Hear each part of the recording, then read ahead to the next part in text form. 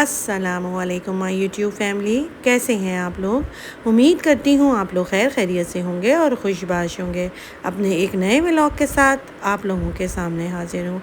आज के अपने इस व्लॉग का आगाज़ मैं रात के खाने से कर रही हूँ। मैं रात को खाना बना रही थी और इस वक्त मैं खाने में बना रही हूँ पालक गोश्त, साथ ही आलू। प्याज को मैंने हल्का हल्का ब्राउन कर दिया था, साथ ही मैंने इसमें टमाटर डाल दिया था, साथ ही मैंने इसमें चिकन डाल दिया था और आलू डाल दिया था।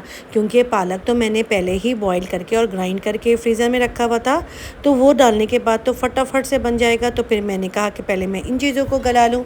और जब भी ये मैंने हल्का हल्का भून लिया और ये हल्का हल्का गलने लगा, तो मैंने जो बॉईल किया हुआ पालक था वो भी निकाल कर डाल दिया था। और अब मैं इसको अच्छी तरह से भूनूंगी और भूनने के बाद मैं चूल्हे की आंच जो है वो हल्की कर दूंगी।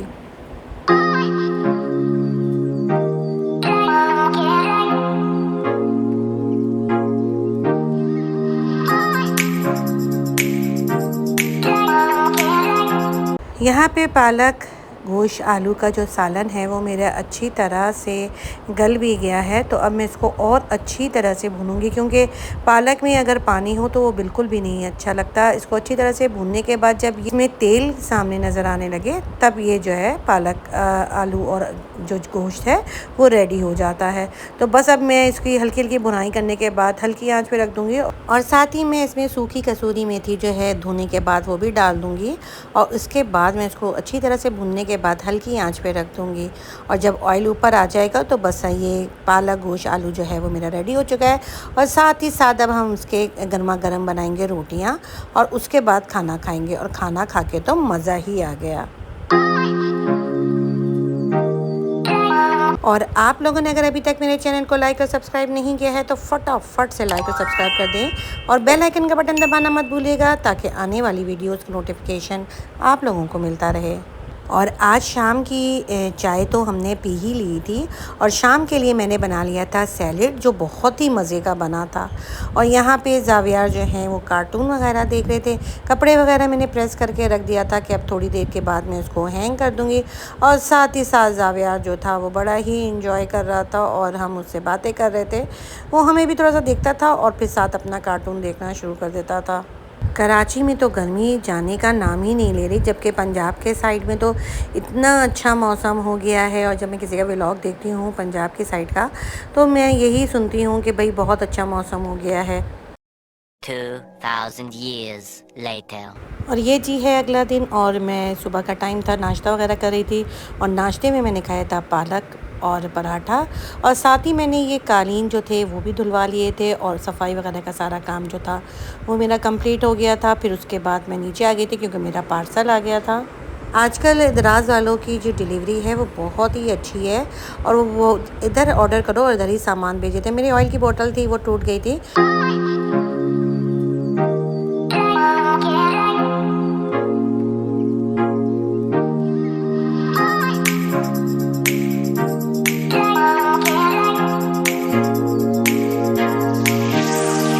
वो मैंने मंगवाया था। और साथ ही ये सईद गनी से भी मैंने कुछ सामान मंगवाया था, जिसमें नारियल का तेल था, आलमंड तेल था, मेरा फेस वॉश था।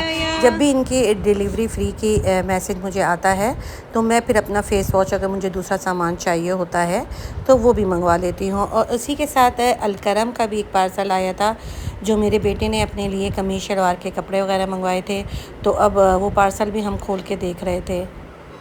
बहुत ही अच्छा फैब्रिक था। और अब सर्दियाँ चूँकि आने वाली हैं तो सर्दियों के लिहाज से ही फैब्रिक था और तीनों ही जोड़े बहुत अच्छे थे।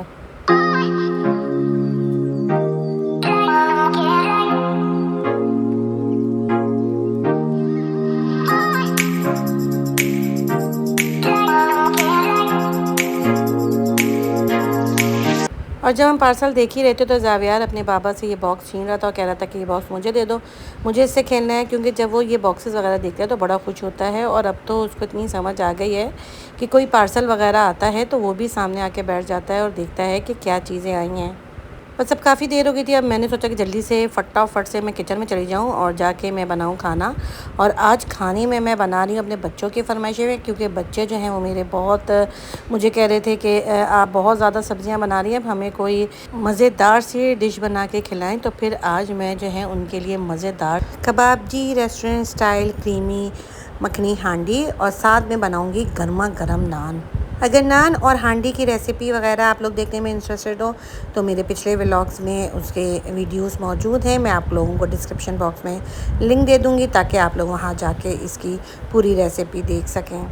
हांडी के साथ रोगनी नान खाने का तो मज़ा ही कुछ और है, और अगर ये घर में बना हुआ हो तो और ज़्यादा मज़े का लगता है। और ये बहुत ही आसान रेसिपी है, और जब आप ये 2-3 बार अपने घर में ट्राई करते रहते हैं तो ये फिर बिल्कुल एक्यूरेट जो है नान वो बनते हैं और बहुत ही मज़ेदार भी बनते हैं। क्योंकि किसी भी चीज़ में परफेक्शन लाने के लिए आपको वो बार बार ट्राई करना पड़ता है। अगर आप बार बार ट्राई करेंगे तो फिर एक वक्त आएगा कि आप हर चीज़ बहुत अच्छी बनाने लगेंगे। उम्मीद करती हूँ कि आप लोगों को मेरे व्लॉग्स अच्छे लग रहे होंगे। उसमें मैं रेसिपी भी आप लोगों को देती हूँ, साथ ही साथ आप लोगों को अपनी लाइफ को बेहतर करने के लिए और अपनी लाइफ को अच्छी गुजारने के लिए मैं आप लोगों को टिप्स भी बताती हूँ, ट्रिक्स भी बताती हूँ, जिस पे अमल करके आप अपनी लाइफ को बहुत अच्छा कर सकते हैं। इसके अलावा भी अगर आपकी कोई क्वेरी हो या आप किसी ख़ास रेसिपी के चाहते हो कि मैं आप लोगों को इसके साथ वो शेयर करूँ, तो आप लोग मुझे ज़रूर इनबॉक्स में बताइएगा ताकि मैं जो है आप लोगों के साथ उस डिश की रेसिपी भी शेयर कर सकूं। और जी यहाँ पे मज़ेदार सी हांडी जो है वो रेडी होने वाली है। ऊपर से मैंने क्रीम डाल दिया था, क्रीम डाल के मैं इसको बस अब हल्की आंच पे कर दूंगी। और साथ ही साथ नान जो थे वो भी रेडी हो गए थे। साथ ही इसमें मैंने बटर की ब्रशिंग कर दी थी क्योंकि इससे जो नान है वो बहुत ही सॉफ्ट रहते हैं। और मैंने नान को जो है वो फॉइल पेपर में बंद कर दिया था कि जब खाना लगे तो नान गर्मा गर्म रहें और सख्त भी ना हो।